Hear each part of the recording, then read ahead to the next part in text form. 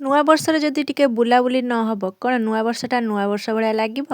ବର୍ଷକୁ କିଛି ମେମୋରେବଲ୍ କରିବା ପାଇଁ ଆମେ ସମସ୍ତେ ସାଙ୍ଗସାଥି ମିଶି ବାହାରିଥିଲୁ ବୁଲିବାକୁ। ଆଉ କୁଆଡ଼େ ତ ଯିବୁ କିଛି ଡିସାଇଡ୍ ହିଁ ହେଇନଥିଲା। ତ ଭାବି ଦେଇଥିଲୁ ଗାଡ଼ି ଯୁଆଡ଼େ ଯିବ ଆମେ ସିଆଡ଼େ ଚାଲିବୁ। ଏମିତି ଚାଲୁ ଚାଲୁ ଆମର ଅଧା ରାସ୍ତାରେ ଡିସାଇଡ୍ ହେଇଥିଲା ଯେ ଆମେ ଚାଲୁ ତାରିଣୀ ମାଙ୍କ ପାଖକୁ ଯିବା। ସେଥିପାଇଁ ଆମ ଗାଡ଼ିର ମୁହଁ ହେଇଯାଇଥିଲା କେନ୍ଦୁଝର ଆଡ଼େ। ଆଉ ଆମେ ଚାଲିଲୁ ସଙ୍ଗେ ସଙ୍ଗେ କେନ୍ଦୁଝରକୁ।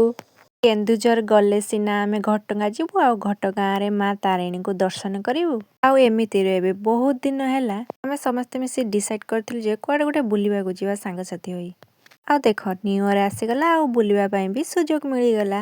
ଆଉ ପିକନିକ୍ ଯିବୁ ମାନେ ତ ଗାଡ଼ି ଭିତରେ ଆଉ ଚୁପଚାପ ହେଇକି ବସିବୁନି ନା। ଧୁମ୍ ଗପ ସହିତ ଧୁମ୍ ଖାଇବା ବି ଆମର ସମସ୍ତଙ୍କର ଚାଲିଥିଲା। ତା ସହିତ ଆମ ଗାଡ଼ି ବି ଆଗକୁ ଆଗକୁ ଚାଲିଥିଲା। ଆମେ ଟିକେ ଲେଟ୍ରେ ସମସ୍ତେ ବାହାରିଥିଲୁ ତ ସେଥିପାଇଁ ମାଙ୍କ ପାଖରେ ପହଞ୍ଚିଲା ବେଳକୁ ତାଙ୍କର ପହଡ଼ ପଡ଼ିଯାଇଥିଲା। ପହଡ଼ ଖୋଲିବାକୁ ବହୁତ ସମୟ ହିଁ ଲାଗିଥିଲା। ତ ସେଥିପାଇଁ ଆମେ ଆଉ ଗୋଟେ ପ୍ଲେସ୍କୁ ଚାଲି ଯାଇଥିଲୁ ବୁଲିବାକୁ ସମସ୍ତେ। ଆସିଲା ପରେ ଦେଖିଲି ଏଇ ଜାଗାଟା ମୋତେ ବହୁତ ହିଁ ଭଲ ଲାଗିଥିଲା। ମୁଁ ତ ଏଠି କେବେ ବି ଆସିନଥିଲି, ଫାର୍ଷ୍ଟ ଟାଇମ୍ ହିଁ ଆସିଥିଲି। ଏଣ୍ଟ୍ରି କରୁ କରୁ ଆମେ ସମସ୍ତେ ଫାଷ୍ଟ ଚାଲି ଯାଇଥିଲୁ ଖାଇବା ପାଇଁ, କାରଣ ସମସ୍ତଙ୍କୁ ବହୁତ ଜୋରରେ ଭୋକ ଲାଗିଥିଲା। ଜାଣିଛନ୍ତି ଏଇଟା ତ ବଣଭୋଜି ପ୍ଲେସ୍, ତ ସେଥିପାଇଁ ଏଠି ଭଲ ହୋଟେଲ ନଥିଲା, ଗୋଟେ ହିଁ ହୋଟେଲ ଥିଲା। ତ ଯେତିକି ଯାହା ବି ଖାଇବାର ଥିଲା ଖାଇ ସନ୍ତୁଷ୍ଟ ହବାର ଥିଲା। ଆଉ ଖାଇଦେଇ ଚାଲିଲୁ ବୁଲିବାକୁ। ଏଣ୍ଟ୍ରି କରୁ କରୁ ଆଖି ପଡ଼ି ଯାଇଥିଲୁ ଝରଣା ଉପରକୁ।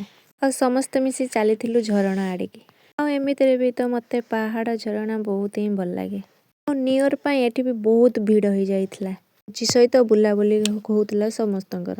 ଆଉ କୁଆଡ଼େ କୁଆଡ଼େ ସବୁ ଯାଇଥିଲୁ ଆପଣମାନେ ପାର୍ଟ 2ରେ ବି ହିଁ ଜାଣିପାରିବେ।